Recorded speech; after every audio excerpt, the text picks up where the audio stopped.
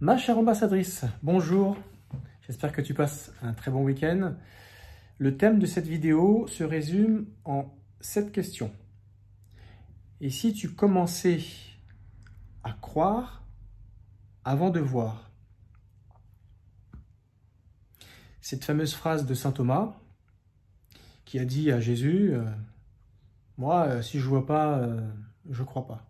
C'était par rapport au trou qu'il avait dans les poignets suite à sa mise sur le poteau. Il était cloué sur un poteau. Jésus avait été ressuscité et il y avait des apôtres qui avaient dit « On a vu le Christ ressuscité ». Alors Thomas, qui n'était pas là pour le voir, avait répondu « Moi, tant que je ne verrai pas la marque dans sa chair, j'y croirai pas ». Et finalement, Jésus est apparu devant les apôtres et Thomas était là, donc c'était quelques jours plus tard. Voilà la réponse de Jésus. Donc c'est intéressant, je te parle de cela, mais je vais faire un parallèle autour de cette histoire après. Jésus répond à Thomas en lui disant « Tu crois parce que tu vois. Bénis celui qui croit sans voir. » Voilà la réponse que Jésus a donnée à Thomas. Qu'est-ce qu'il voulait dire par là? Mais qu'en fait, on n'était pas obligé de voir on va dire, les résultats de ces miracles ou de sa présence pour croire qu'il était véritablement présent et qu'il était capable de faire des choses. Voilà, on sort du contexte religieux, mais c'était très intéressant de prendre cela comme illustration avant de te faire cette vidéo. Pourquoi? Parce que si tu veux obtenir des choses dans ta vie que tu n'as jamais eues, forcément il va falloir que tu fasses des choses que tu n'as jamais faites. Mais comme tu n'as jamais fait ces choses, tu vas avoir du mal à te projeter, puisqu'il n'y a aucune connexion synaptique, aucune image, aucun data qui te voit dans une situation que tu souhaites. Donc c'est un exercice qui est complètement illusoire, difficile. Mais si tu t'arrêtes à là, ça ne se passera jamais. Alors que si jamais tu l'imagines avec tous les détails qu'il faut, tu es très précis dans ce que tu désires, ce que tu veux. Tu sais exactement comment ça va te rendre. Tu sais exactement ce que tu vas obtenir. Tu sais exactement comment tu vas te ressentir par rapport à toutes ces choses. Le bien que ça va te faire. Une fois que tu as élaboré toutes ces choses, avant d'avoir cette chose présente dans ta vie, matériellement parlant, qu'est-ce qui t'empêche de le vivre comme si c'était déjà là? Rien ne t'empêche de le faire. Eh bien, c'est un petit peu de cette façon que je reprendrai les paroles de Jésus à Thomas.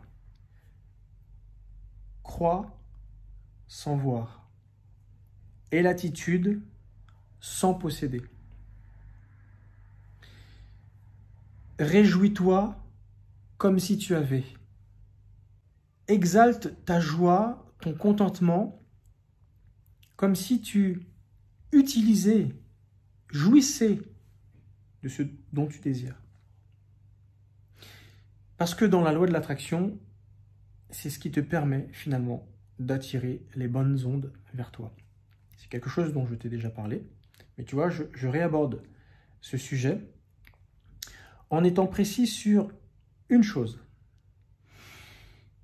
Si je fais cette vidéo, ce n'est pas pour répéter les vidéos passées, non. C'est toujours pour les voir dans un angle différent. Tu ne t'es pas mis en couple pour le fun. Ouais, allez, on verra bien. Non. Tu ne t'es pas mis en couple en te disant « Bon, ben, je vais goûter, on verra bien. Si le goût me plaît, bon, ben, je continuerai à consommer. » Non plus. Non, non. Tu t'es mis en couple parce que tu crois en cette valeur.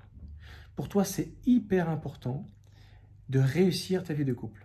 Beaucoup plus que simplement réussir ta carrière, réussir l'entente dans ta famille, celle que tu avais avant de vouloir créer la tienne. Et réussir ta vie de couple, c'est ce qui est le plus important pour toi dans ta vie.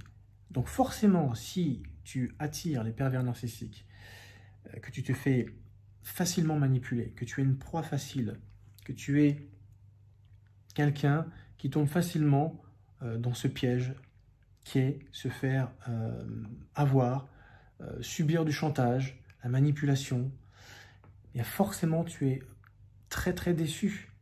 Surtout que tu es prêt à faire des choses incroyables pour sauver ton couple. J'étais au téléphone hier avec une dame qui m'a dit qu'elle était partie voir un marabout, des gens qui font voilà, de la magie noire, de la magie blanche, enfin, ce genre de choses, parce qu'elle voulait réussir sa vie de couple, qui était en train de battre de l'aile, parce que de tout ce qu'elle me décrivait, effectivement, je lui dis, votre compagnon est un pervers, c'est évident.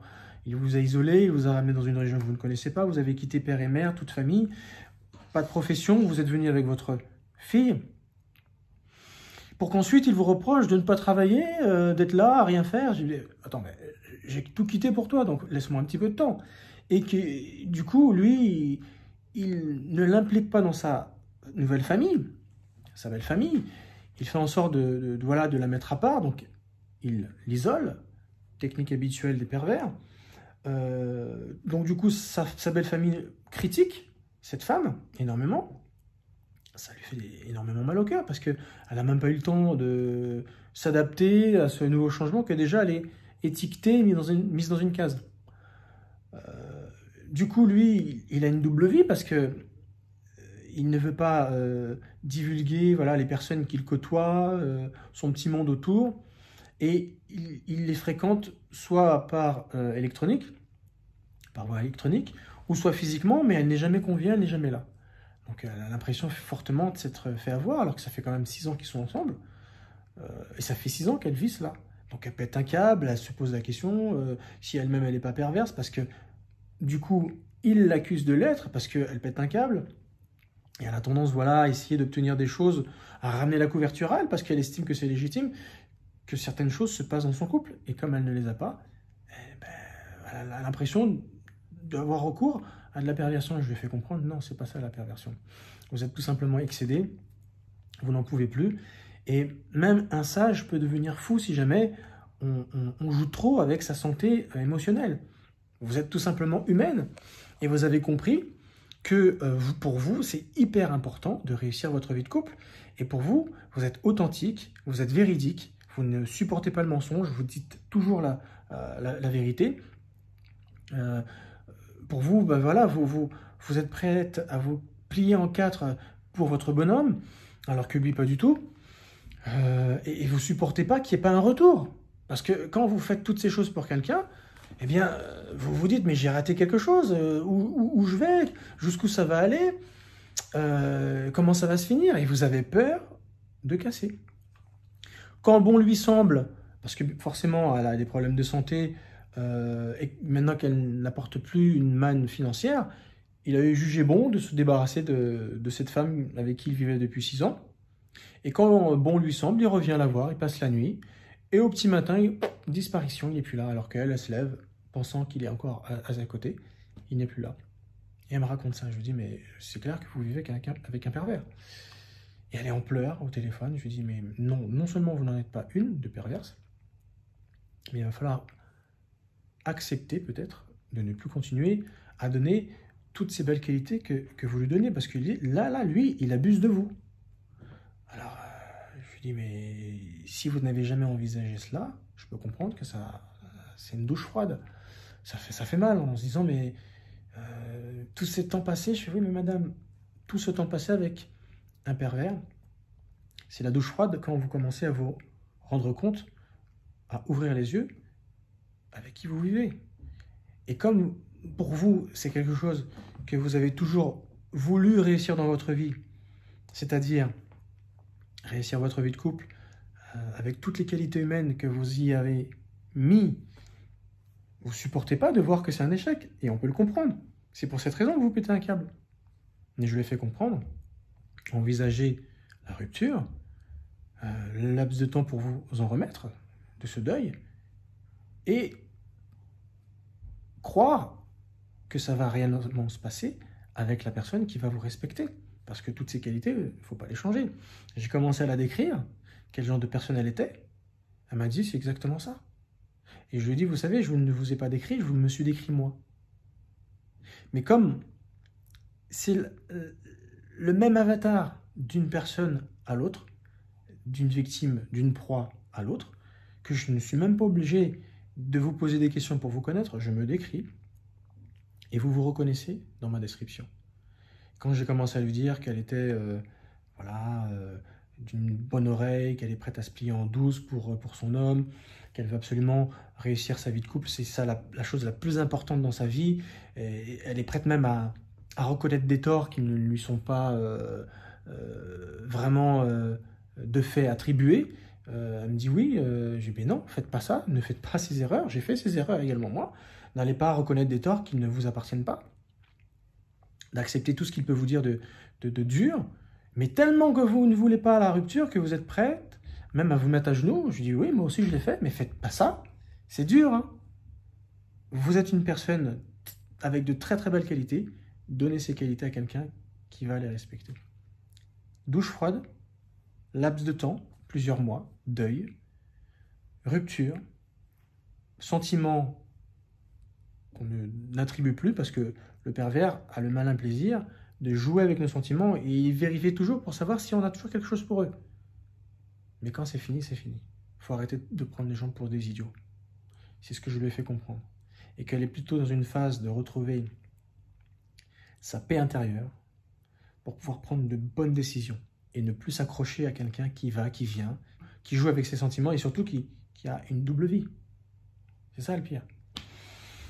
Donc, si tu es dans cette situation, commence à croire sans avoir. Dis-toi bien que toutes ces qualités, si tu les donnes à quelqu'un qui n'est pas encore présent dans ta vie, mais que tu t'imagines, et s'imaginer c'est une chose assez facile, surtout pour toi, si tu as toujours voulu réussir ta vie de couple. Imagine-toi, projette-toi à vivre tous ces instants glorieux d'une entente idyllique entre un homme et une femme. Tout ce que tu as toujours voulu vivre. Qu'il te prenne dans tes bras, qu'il sente ton odeur, qu'il passe son nez dans ton cou, qu'il te fasse des petits bisous, qu'il te regarde dans les yeux et que toi tu ressens dans son regard « Je suis là pour toi, je ne te quitterai pas ». Ça existe.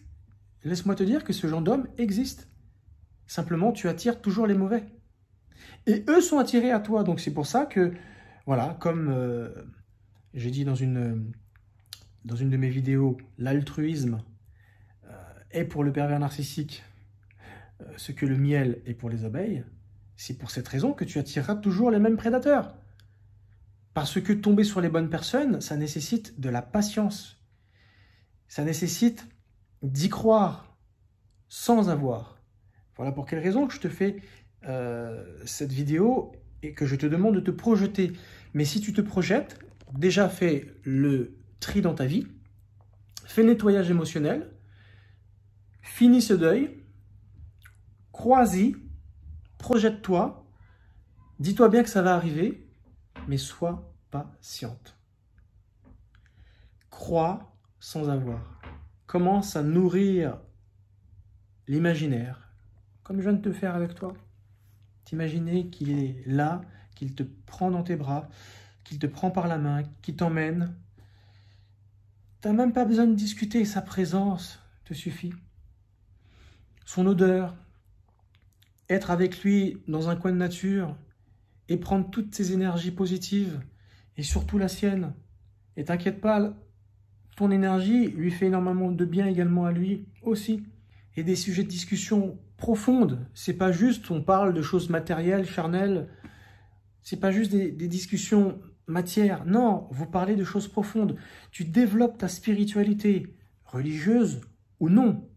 Mais tu as besoin de t'élever sur le plan spirituel avec ton homme. C'est comme ça que tu conçois la vie. Imagine-toi, projette-toi, rends ça vivant parce que tu peux le rendre vivant et parce que tu y crois sans que ça soit physiquement vécu. Mais tu sais que ça viendra. Et une fois que tu sais que ça viendra, parce que tu l'imagines tellement fortement, ressens les bienfaits de tout ce que tu imagines. Ressens toutes ces énergies positives, toutes ces fréquences qui te, voilà, qui te mettent dans une énergie vraiment agréable. Ressens ces choses alors que tu ne les vis pas physiquement. Et tu verras qu'avec le temps, tu vas finir par attirer ces choses. Voilà pour quelle raison je te dis qu'il faut absolument croire en ce que tu n'as pas. Parce que si tu fais cet exercice régulièrement, ça sera la meilleure façon pour toi de les attirer à toi. Tu sais, il y a une façon toute simple de gagner une course. C'est de s'arranger d'être seul sur la piste. Tu es sûr que tu vas gagner? Peu importe à quel moment le coup d'envoi va être donné, tu vas gagner. Peu importe l'allure à laquelle tu courras la course, tu vas gagner parce que tu es seul sur la piste. Et dans cette quête de vouloir tomber sur la bonne personne, tu es seul en fait. Tu es seul. Il n'y a que toi qui peux rendre réel ce que seul toi, dans ton corps, dans ton esprit, désire profondément. Tu vois ce que je veux dire? Donc tu es seul dans cette course. Simplement, ne laisse personne concourir avec toi. N'invite aucun pervers narcissique, ceux qui ne méritent pas d'être sur cette piste avec toi. Cours cette course et dis-toi bien que la meilleure façon de prédire le futur, ton futur, c'est de le créer toi-même. Cette phrase, elle n'est pas de moi, elle est de Peter Drucker. Et il y en a une autre qui est pas mal également, c'est en croyant avec passion en quelque chose, et c'est exactement ce que je viens de faire avec toi, en croyant avec passion à quelque chose qui te tient à cœur, ce qui est primordial dans ta vie, eh bien, c'est en faisant cette chose qui n'existe pas que tu vas pouvoir la créer. Cela vient de Nikos Kazantzakis. Et ces deux personnes disent des choses très vraies, autant que l'illustration que je t'ai donnée en début de vidéo avec Jésus, qui a répondu à Thomas. Crois sans voir, crois sans posséder, et tu verras que tout arrivera avec le temps, avec la patience, parce que tu vis déjà ces choses dans ton esprit, dans tes ressentis, dans ton mode de pensée, et dans ta façon de vivre les choses. Merci de m'avoir écouté. Fais le tri dans ta vie, fais le grand nettoyage. Ce sera qu'un jeu d'enfant après. Une fois que tu seras sur cette course seule, les choses viendront toutes seules. Je te souhaite une très très bonne soirée. À très bientôt. Merci de m'écouter. Un petit commentaire s'il te plaît. Lâche-moi un petit quelque chose aussi. Ça sera avec vraiment beaucoup de plaisir. À très bientôt. Ciao.